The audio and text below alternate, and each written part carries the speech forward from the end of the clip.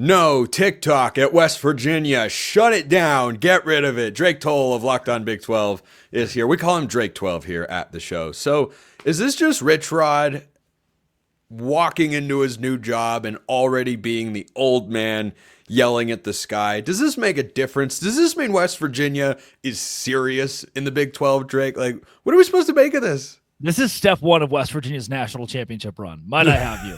If you walk into look back to this moment, folks, this moment right here. Well, think about, and it's my old daytime radio shtick. I spent too many years there to not. If you're a West Virginia man, you're a coal miner, right? You work from 9 a.m. to 9 p.m. every single day for the company, man. And you hear that your head football coach just banned TikTok.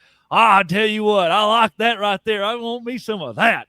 And that is the reaction of a whole lot of West Virginia fans you talk to. Is they are excited. Your local West Virginia man loves this, and so would your local Arkansas man or your local Florida Panhandle man. You know who wouldn't love this?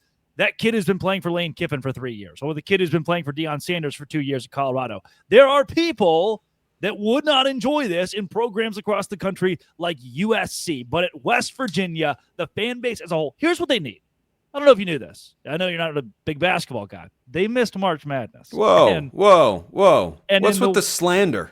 And in the wake of Locked On College Football, and with Spencer McLaughlin, in the wake of missing March Madness, they lost their basketball coach to Indiana. Not good.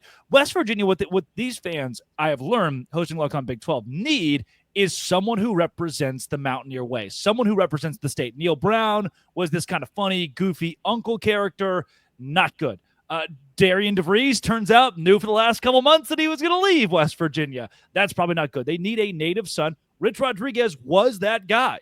He left them for Michigan. That's why him coming back is controversial. Now, as he re-steps into this role, especially with everything else burning down in the athletic department, he's getting to become once again a figurehead for the state. So that coal miner who wants nothing to do with TikTok just found out that his quarterback can't be doing embarrassing shirtless dances in the locker room on some random social media platform. I think that rocks. That question and answer started out as an unserious jab at a coach who's doing something that didn't make a lot of sense to me. And by the end of it, I'm fully in that camp now. I get where you're coming from there. So the question then becomes, well, what happens next? Like, obviously, step one to winning a national championship and reliving the glory days. No more pooping on the clock. No one can poop during practice.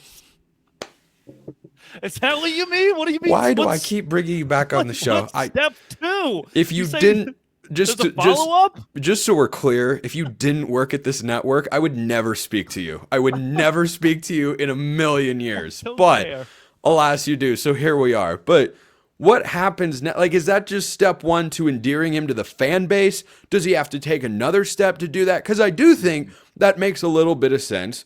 Appeal to the common man, the average typical West Virginia fan. Okay, I can get behind that. You know what every West Virginia fan wants more than anything, though, Drake?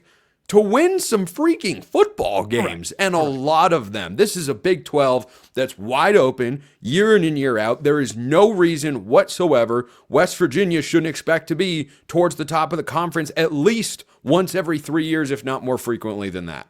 I agree. And what this is, it's not what Chad Morris did at Arkansas. He walked in and said, get in the left lane and hammer down, did all these like one-liners as the used car salesman. It's not that. It's instead someone who genuinely wants to eliminate all distractions, eliminating distractions, and doing something that makes a whole lot of sense for what the state's culture is, what that program's culture is going to become. So I can see how under Neil Brown, there wasn't this iron fist. Again, he's kind of the goofy Uncle Neil Brown. There were probably kids. I'm assuming this didn't come out of nowhere. There were probably kids making TikToks, filming dances in the locker room. He walked in day one, Rich Rodriguez, that is, and said, hey, whoa, I'm back. We're not doing this at West Virginia. We didn't do it at Jacksonville State. We're not doing it here. That's the situation that the Mountaineer program is in, and it's a good one. I actually like the Rich Rod hire. Normally, retreads, I'm not wild about it. You know, Scott Frost at UCF. I think it's better than Frost. I agree. I mean, Frost brought in Alex Grinch to be his defensive coordinator. I don't understand. I do not understand at all whatsoever. Now, that's how some people feel, Drake, about the Big 12 playing games, more games on Friday nights. Here, let me throw this at you.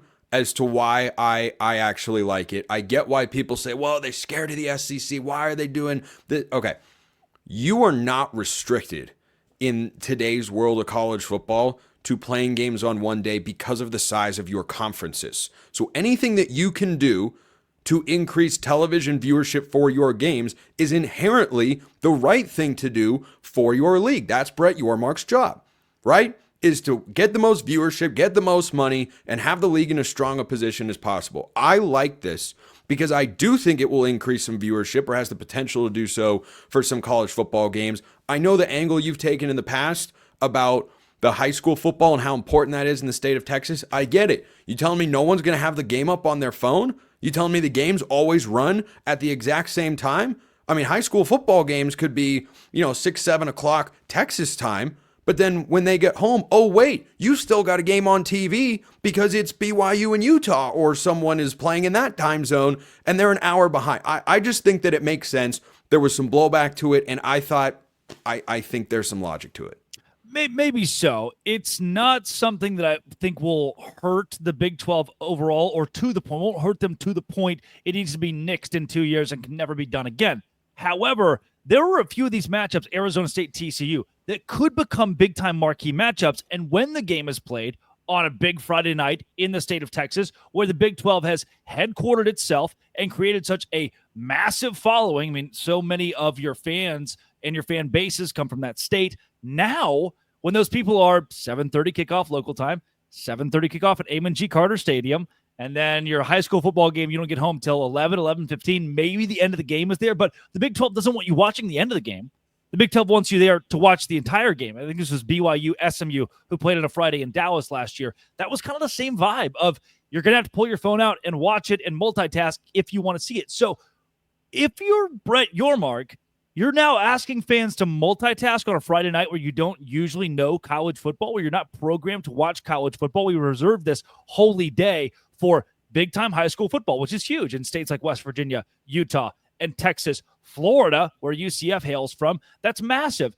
And you're going to compete with that. It's the same thing as college football not wanting to compete with the NFL. There are two products. The NFL doesn't really want to compete with college football. They try not to. Let's stay separate so that we can have all the viewers in the world. The Big 12 saying, hey, we will crash into high school football to stay away from Alabama and Auburn, to stay away from LSU and Georgia.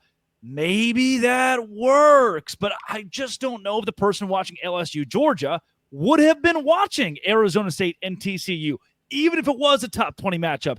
That person is a T-shirt fan, and that person, that general college football fan watching that game, very likely only cares about big names or the SEC or a top 10 matchup. And that makes up 50% of the viewership in the country. Bars, big games, and random people who just want to have it on at the party because it's one of those marquee matchups. That's why the number beside your team name matters so much. That's why the matchups in the top 10 matter so much. That's why the SEC matters so much for brands. So the Big 12 saying, we don't want to compete with you. We don't want to do that. We're going to play it on Fridays instead. I don't think people would have watched. I don't think you're alienating an audience because those folks wouldn't have watched the game anyway.